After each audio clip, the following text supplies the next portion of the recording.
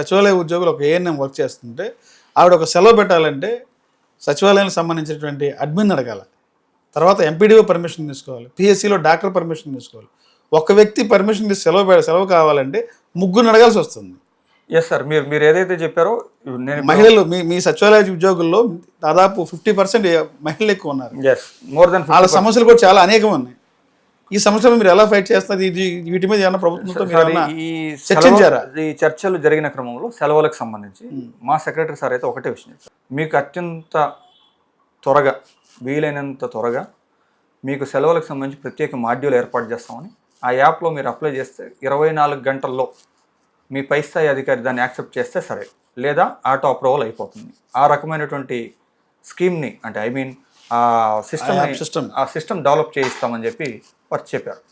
2, మీరు అన్నట్టుగానే ఈ ఉద్యోగులు ఎవరైతే ఏఎన్ఎం కావచ్చు, మహిళలు ఎవరైనా అలాంటిటువంటి పరిస్థితులే నేను కూడా ప్రత్యక్షంగా కొన్ని విషయాలను డీల్ చేసిన క్రమంలో ఒక మహిళా ఉద్యోగి తల్లికి బాగాలేదని చెప్పి వారి తల్లి సర్జరీ చేయకపోతే చనిపోయేటువంటి పరిస్థితుల్లో ప్రమాదకరమైన స్థితిలో ఉన్నారని చెప్పినా కూడా ఒక కర్కశమైనటువంటి అధికారి, అంటే అతని అధికారి అనటం కంటే కూడా అతనికంటే ఒక ప్లాట్ఫామ్ పక్కన నిద్రపోయేటువంటి ఒక బిచ్చగాడు మేలని చెప్పి అంటాను. కనీసం చదువుకున్నటువంటి ఒక సంస్కారం కానీ ఇంకొకటి కానీ లేకుండా అత్యంత సంస్కార విహీనంగా, అంటే కొంతమంది అధికారులు ఏ రకంగా చేస్తా ఉన్నారు మీరు అన్నట్టుగా సార్, ఆ మహిళ రియాలిటీ జరుగుతున్న రియాలిటీ మహిళ వెళ్ళి సార్ మా అమ్మగారికి సర్జరీ చేస్తే బతుకుతారో చనిపోతారో తెలియనిటువంటి పరిస్థితి, సెలవు మంజూరు చేయండి అని చెప్పి అడిగితే ఆ బిచ్చగాడు ఆ వెధవ ఎవరైతే దుర్మార్గుడుగా అక్కడ ఉన్నటువంటి అధికారి సెలవు మంజూరు చేయలేదు. ఇటీవల కొన్ని సంఘటనలు వింటా ఉన్నాం, కేవలం సెలవు ఇవ్వకపోవడం వల్ల ఒత్తిడికి గురయ్యి అంటే చనిపోయినటువంటి సంఘటన ఇటీవల సూసైడ్ చేసుకున్నటువంటి ఘటన అనకాపల్లి జిల్లాలో జరిగిందని చెప్పి మా ఉద్యోగులు మా దృష్టికి తీసుకొచ్చారు. ఆ క్రమంలో ఉద్యోగ సంఘాల ప్రతినిధులు కూడా అక్కడికి వెళ్ళారు, నిరసన కార్యక్రమాలు చేశారు.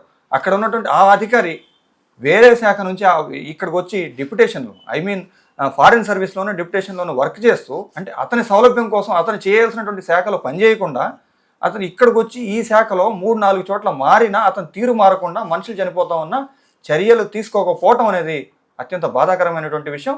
ఈ క్రమంలో ఉద్యోగులకు సెలవుల మంజూరులో 3-4 అధికారులు ఉన్నటువంటి సెలవు రిక్వెస్ట్ చేసుకునే పరిస్థితిని విముక్తి కల్పించాలని చెప్పి కోరి ఉన్నాం.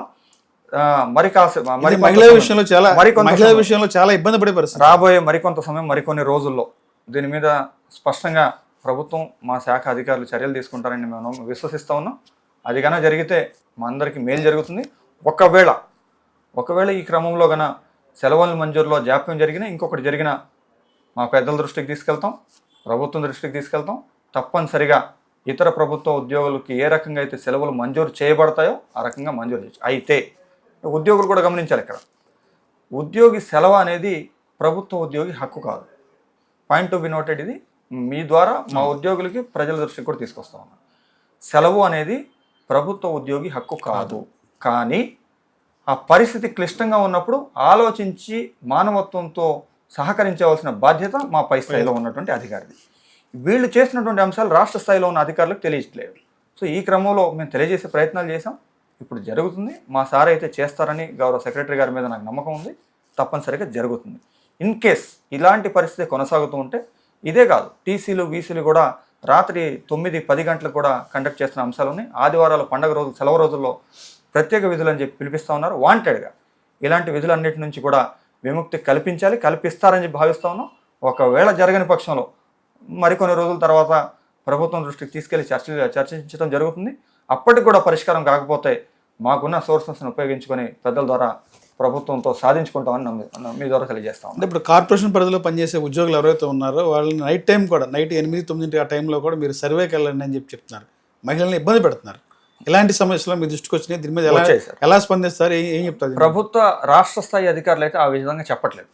బట్ కింద స్థాయికి వచ్చేసరికి అది ఏ రకంగా తయారైపోయిందంటే, గతంలో పిల్లల్ని దండించి చదివించేవాడు. ఆ పరిస్థితి ఇప్పుడు కన్నా జరిగితే వారి మీద చర్యలు తీసుకుంటే జైలుకి పంపిస్తారు. కానీ అప్పుడు ఉన్నటువంటి ర్యాంకింగ్ సిస్టమ్, 1వ ర్యాంక్ వచ్చిందని లేకపోతే నా ర్యాంక్ 100 అని చెప్పి సూసైడ్ చేసుకునే పరిస్థితి. కానీ ఉద్యోగులు సూసైడ్ చేసుకునే పరిస్థితికి ఈ క్షేత్రస్థాయిలో ఉన్నటువంటి అధికారులు తీసుకొస్తా ఉన్నారు. కారణం ఏమిటంటే, ఒక్కొక్క చోట సిగ్నల్ ఉంటుంది, ఒక చోట మొబైల్ ఉండదు, ఒక్కొక్క చోట కొన్ని వేరే ఇబ్బందులు ఉంటాయి, ఒక్కొక్క చోట ప్రజలు అందుబాటులో ఉండరు, ఒక్కొక్క చోట మైగ్రేటెడ్ పీపుల్ ఉంటారు. అంటే ఆ సచివాలయం పరిధిలో అంటే 15,004 రాష్ట్ర వ్యాప్తంగా ఉన్న గ్రామవార్డు సచివాలయాల్లో ఒక్కొక్క సచివాలయం పరిధిలో ఒక్కొక్క పరిస్థితి ఉంటుంది.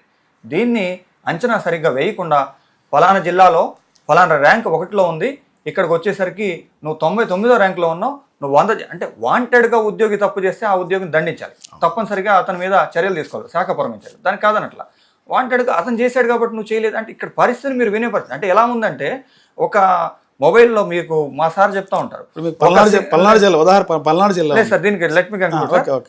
ఒక కాల్ ఇన్కమింగ్ వస్తుంది, ఇన్కమింగ్ వచ్చిన కాల్కి మేము అవుట్ గోయింగ్ చేసే పరిస్థితి ఉండదు. అంటే మేము చెప్పడానికి అవకాశం ఇవ్వాలి, సార్ ఇది కాదు సార్ ఇక్కడ క్షేత్రస్థాయిలో ఈ రకంగా పరిస్థితి ఉందంటే వినరు, you are suspended, you are నీకు ఛార్జ్ మెమో ఇష్యూ చేస్తాం అంటే ఇదేం పరిస్థితి. అంటే ఒకవేళ నిజంగా తప్పు చేస్తే చర్యలు తీసుకోవటాన్ని ప్రభుత్వ ఉద్యోగ సంఘంగా మేము ఖండించే పరిస్థితి లేదు. కానీ అసలు పని చేస్తున్నా కూడా అక్కడ అవ్వని పరిస్థితి ఉంటేనో, అక్కడ మైగ్రేటెడ్ పీపుల్ ఉంటే ఆయన సర్వే చేయాలి. ఇప్పుడు 100 కుటుంబాలు ఉంటాయి సార్, 80 కుటుంబాలు సర్వే పూర్తి చేసాం, చేసిన తర్వాత 20 కుటుంబాలకు సంబంధించి మేము పూర్తి చేయలేకపోతున్నా, నాది సర్వే పర్సెంటేజ్ 80 అవుతుంది, ఆ పక్కన ఉన్నది 99 అవుతుంది. అంటే అక్కడ 99 కుటుంబాలు ఉన్నాయి కాబట్టి పూర్తి చేశాడు, ఇక్కడ 19 కుటుంబాలు, నేను 20 కుటుంబాలు లేవు కాబట్టి నేను చేయలేను, దాన్ని నువ్వు చేయలేకపోతున్నావు కాబట్టి నీ మీద యాక్షన్. ఇది ఎట్లా కుదురుతుంది? ఈ పరిస్థితులు ఉన్నాయి కాబట్టి ఉద్యోగులు ఇబ్బంది పడుతూ ఉన్నారు. దీన్ని రూపుమాపాల్సినటువంటి ఆవశ్యకత ఉంది. తప్పనిసరిగా రాత్రి పూట కానీ మీరు అన్నట్లుగా నైట్ వెళ్ళి చేయమని చెప్పి రాష్ట్ర ప్రభుత్వం ఆదేశించట్లేదు, అధికారులు చెప్పట్లేదు. ఓన్లీ కార్పొరేషన్ పరిధిలో జరిగే పరిస్థితి. అది ఈ ర్యాంకింగ్ సిస్టమ్స్ వల్ల వీళ్ళు దీన్ని నేను బాగా పనిచేశానని మా పైన ఉన్నటువంటి ఇమ్మీడియట్ బాస్ చూపించుకోవాలి. వాళ్ళు అంతా చూపించిన తర్వాత జిల్లా ర్యాంకింగ్స్ ఉంటాయి, ఆ కలెక్టర్ గారిది ఫస్ట్లో ఉంది, ఈ కలెక్టర్ గారిది లాస్ట్లో ఉంది, కలెక్టర్ గారు సీరియస్గా ఉన్నారు, నువ్వు సస్పెండెడ్. అంటే అక్కడ ఉన్న పరిస్థితిని బేరీజ్ వేయాలి కదా. ఇలాంటి పరిస్థితుల వల్ల జరుగుతున్న ఇబ్బందులు, వీటి మీద కూడా ప్రభుత్వం దృష్టికి తీసుకుని వెళ్ళడం తప్పనిసరిగా గౌరవ మా సచివాలయాల శాఖ కార్యదర్శి వారైతే న్యాయం చేస్తారని పూర్తి నమ్మకం, విశ్వాసం ఉంది. మీ గ్రామ వార్డు సచివాలయానికి సంబంధించినటువంటి సమస్యల మీద ప్రభుత్వం దృష్టికి తీసుకెళ్లారు. ప్రభుత్వం మీకు ఒక 45 రోజులు టైం ఇచ్చింది, ఆ టైం కూడా దగ్గర పడబోతుంది.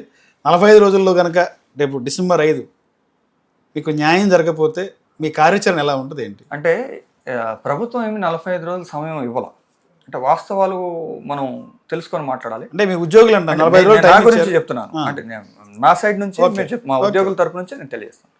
45 రోజులు ప్రభుత్వం సమయం ఇవ్వాలి. ప్రభుత్వం నిర్దిష్టమైన గడువుతో మొత్తం అన్నీ కంప్లీట్ చేయాలి. అంటే నేను ఈ ఇంటర్వ్యూ ప్రారంభించి తమరు మాట్లాడుతూ ఉన్న క్రమంలోనే మొదటగానే తెలియజేశాను. ఏం చెప్పానంటే సముద్రంలో అలలు, ఉద్యోగుల కోరికలు తప్పనిసరిగా ప్రతిరోజు ఉంటానే ఉంటాయి, అవి జరుగుతున్నాయి, నిత్యం ఉంటాయని. ఆ నిత్యం సాగేటువంటి ప్రయాణంలో మేము అనుకున్నటువంటి అంశాలు, ఉదాహరణకి సీనియర్ ప్రభుత్వ ఉద్యోగులు, ఉద్యోగ సంఘాలు ఏవైతే ఉన్నాయో అనేక సమస్యలు, డిఎల్ పెండింగ్ ఉన్నాయి, ఐఆర్ పెండింగ్ ఉంది, పిఆర్సీ వాటికి సంబంధించి ఉన్నాయి, పిఆర్సీ కమిషన్ వేయలేదు, ఇవన్నీ ఉన్నాయి. ఒకేసారి అన్ని సమస్యలు పరిష్కారం కాల. మొన్న ఒక్క డిఏ ఇస్తే కొద్దో గొప్ప అది అంతవరకు సద్దుమణిగేటువంటి పరిస్థితి. ఈ క్రమంలో మా సచివాలయ ఉద్యోగులకి 45 రోజులకు ఒకసారి మీటింగ్ ఏర్పాటు చేస్తానని చెప్పి గౌరవ కార్యదర్శి వారు చెప్పారు. ఈలోగా మీ న్యాయమైనటువంటి సమస్యలు పరిష్కారం కోసం నేను వీలైనంత వరకు అన్ని చర్యలు తీసుకుంటానని, నా బాధ్యతగా నాకంటే కూడా ఈ రాష్ట్రంలో చేయగలిగేటువంటి అంటే వారు ఇంకోటి ఏదో గొప్పగా చెప్పడం కదా, నేను బాధ్యతగా చేసేటువంటి అధికారిగా నేను మీ తరపున మీరు న్యాయంగా కోరుకున్న అంశాలు నేను చేస్తానని చెప్పి వారు బాధ్యతగా చెప్పారు. అలాంటి నిజాయితీ కలిగినటువంటి అధికారి మీద నమ్మకం ఉంచాలి, వారు చేస్తారని నేను నమ్ముతా ఉన్నాం. మా ఉద్యోగులందరూ కూడా తెలియజేశాం, ఇప్పుడు కూడా చెప్తున్నాం. అయితే ఈ క్రమంలో ఫైనాన్స్తో ముడిపడినటువంటి అంశాలు, ఆర్థిక సంబంధించినటువంటి అంశాలని పరిష్కారం చేసుకోవడం కొంత ఇబ్బంది. ఇలాగే కొన్ని డెసిగ్నేషన్స్కి ప్రమోషన్ ఛానల్స్ లేవు. ఉదాహరణకి వెల్ఫేర్ ఎడ్యుకేషన్ అసిస్టెంట్లు, అలాగే ఇంజనీరింగ్ అసిస్టెంట్లు, అలాగే కొంతమందికి ప్రమోషన్ ఛానల్ ఉన్నా కూడా ఇలా కాదు, మాకు ఈ రకంగా కాకుండా వేరే రకంగా ఉంటే బాగుంటుందనే ప్రతిపాదన. దీన్ని కూడా పరిశీలించవలసినటువంటి అవసరం. దీనికి గాను రాష్ట్ర ప్రభుత్వం 10 మంది మంత్రులతో జంబో కమిటీ ఏర్పాటు చేసింది, మంత్రివర్గ ఉపసంఘాన్ని ఏర్పాటు చేసింది. దాన్ని గౌరవ ఉప ముఖ్యమంత్రి గారు లీడ్ చేస్తూ ఉన్నారు. ఉప ముఖ్యమంత్రి గారి సమక్షంలో ఇటీవల సమావేశం కూడా జరిగింది, వారి కార్యాలయంలో జరిగింది. అన్ని శాఖల అధిపతులు, శాఖలకు సంబంధించిన అధికారులు, దాంతోపాటుగా మంత్రులు, 10 మంది మంత్రులు అందరూ పాల్గొన్నారు. ఈ క్రమంలో రాబోయే మార్చి నాటికి మా సమస్యలకు పరిష్కారం లభిస్తుందని చెప్పి మేము భావిస్తాను.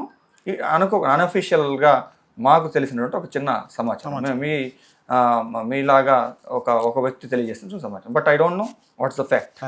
బట్ అక్కడ మంత్రివర్గ ఉపసంఘం జరిగిన సమావేశంలో నోషనల్ ఇంక్రిమెంట్లు వారికి ఏదైతే న్యాయంగా రావాల్సినటువంటి అంశాలను వితౌట్ ఎనీ ఇబ్బంది కలిగించకుండా మంజూరు చేయవలసిందిగా గౌరవ ఉప ముఖ్యమంత్రి గారి ద్వారా వారికి సంకేతం, సూచన వెళ్ళినట్లుగా కొద్దిమేర మాకు సమాచారం తెలిసింది. అది నిజమైతే బాగుంటుందని చెప్పి మీ ద్వారా మా ఉద్యోగులందరూ సంతోషిస్తాం.